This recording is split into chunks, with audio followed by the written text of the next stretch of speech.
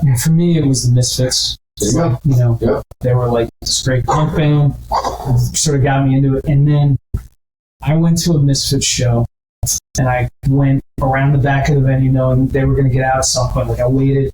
They get out, and their bass player, Jerry Only, I remember, people handing him autographs. He's like trying to get to the tour bus.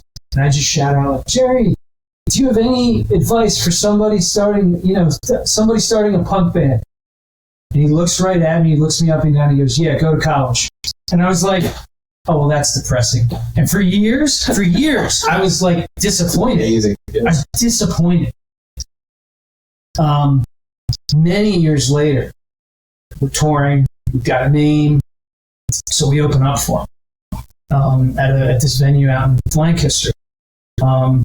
And so now you're a band. You're direct support for them. So like, you're not some dude. You're working together. And so they get there, and I see him, and we talk a little bit. They say hi, and I said, "Well, hey, you don't remember this, nor should you, but years ago, I stood behind this venue and this show." He's like, "Yeah, I remember that show." I said, "And I asked you. I yelled out over the crowd, like, do you have any advice for teenage kids starting a punk band?" He's like, "What did I tell you?" I said, you said go to college. He looked right at me and he goes, "Did you go?" I said, "Yeah, I did." He goes, "How do you feel now?" I said, "I feel like if this doesn't work out, I'm going to be okay." He goes, "Sounds like it was pretty good advice then."